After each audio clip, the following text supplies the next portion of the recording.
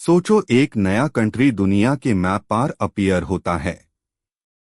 उसके पास लोग हैं, लैंड है, गवर्नमेंट है, लेकिन दुनिया उससे मानने से ही मना कर दे, तो क्या वो सच में स्टेट कहलाएगा?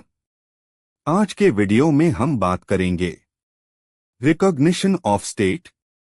क्यों कहा जाता है कि रिकॉग्निशन एक पॉलिटिकल एक्ट है, लॉ नहीं। लेकिन जब एक बार मिल जाए तो उसके लीगल कॉन्सिक्वेंसेस होते हैं। इंटरनेशनल लॉ का एक गोल्डन स्टेटमेंट है, recognition of a new state is an act of policy and not of law. इसका मतलब ये है कि किसी स्टेट को रिकॉग्नाइज करना लीगल ड्यूटी नहीं, बल्कि पॉलिटिकल डिसीजन होता है। हर स्टेट खुद डिसाइड करती है कि वो किसी नए स्टेट को एक्सेप्ट करे या नहीं। Meaning of recognition, simple explanation. Institute of international law ने रिकॉग्निशन को डिफाइन किया। रिकॉग्निशन एक फ्री एक्ट है जिसमें एक या ज्यादा स्टेट्स ये एक्सेप्ट करती है कि एक डेफिनिट टेरिटोरी, एक पॉलिटिकली ऑर्गेनाइज्ड सोसाइटी जो किसी और स्टेट से इंडिपेंडेंट है और इंटरनेशनल लॉ के ऑब्लिगेशंस फॉलो कर सकती है, यूज इंटरनेशनल कम्युनिटी का मेंबर माना जाए। सिंपल वर्ड्स में रिकॉग्निशन मतलब दुनिया का कहना, okay we accept you as a state. पर सवाल ये है, क्या सिर्फ कह डीन से कोई स्टेट बैन जाता है या कुछ कंडीशंस भी होती है? कैल्सन के कंडीशंस फॉर रिकॉग्निशन। हंस कैल्सन के अकॉर्डिंग किसी कम्युनिटी को इंटरनेशनल पर्सन बनने के लिए 1 की कैप कम्युनिटी पॉलिटिकली ऑर्गेनाइज्ड होनी चाहिए। 2 की कैप उसका डेफिनेट टेरिटोरी होना चाहिए। 3 की कैप कंट्रोल परमानेंट नेचर का होना चाहिए। 4 और सबसे important, independence. In short, recognition के थ्रू स्टेट्स ये एक्सेप्ट करती है कि पीपल, टेरिटोरी, गवर्नमेंट, सॉवरेनिटी सब प्रेजेंट है। Nature of recognition. Recognition international personality. Charles G Fenwick के वर्ड्स में, through recognition international community formally acknowledge करती है कि न्यू स्टेट मतलब अब वो स्टेट इंटरनेशनल लॉ के राइट्स और ड्यूटीज एंजॉय कर सकती है।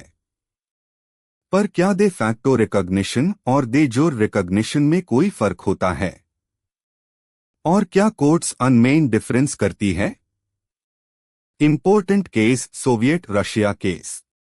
इस केस में क्वेश्चन ये था, क्या सोवियत रशिया एक सॉवरेन स्टेट थी जब ब्रिटेन ने उससे सिर्फ दे फैक्टो रिकॉग्निशन दी थी?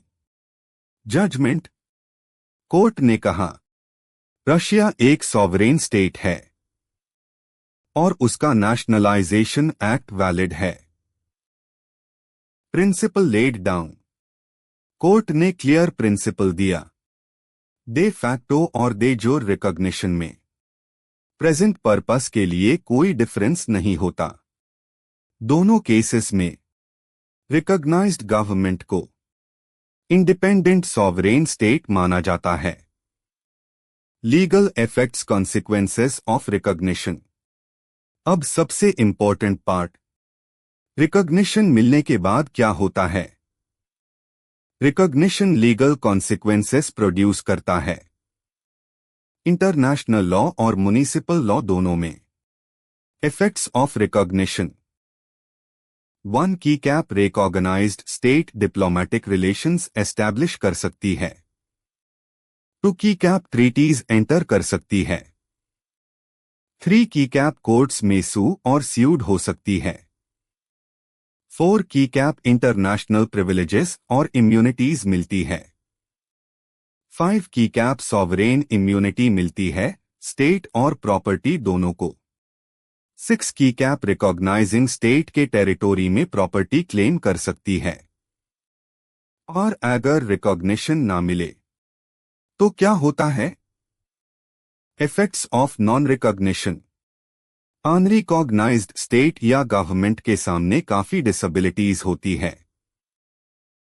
वो कोर्ट्स में केस फाइल नहीं कर सकती, उसके रिप्रेजेंटेटिव्स को डिप्लोमेटिक इम्यूनिटी नहीं मिलती, डिप्लोमेटिक रिलेशंस और ट्रीटीज पॉसिबल नहीं होती। ओवरथ्रोन गवर्नमेंट के रिप्रेजेंटेटिव्स प्रॉपर्टी रिकवर कर सकते हैं। Conclusion, strong ending. तो फाइनली ये समझ लीजिए, रिकॉग्निशन एक पॉलिटिकल चॉइस है, लीगल ऑब्लिगेशन नहीं। लेकिन जैसे हाई रिकॉग्निशन मिलता है, स्टेट के लिए सीरियस लीगल राइट्स और कॉन्सिक्वेंसेस शुरू हो जाते हैं। इसीलिए इंटरनेशनल लॉ कहता है, प्योर लीगल होते हैं। अगर आपको ये एक्सप्लेनेशन हेल्पफुल लगा, तो इस वीडियो को सेव और शेयर जरूर करें।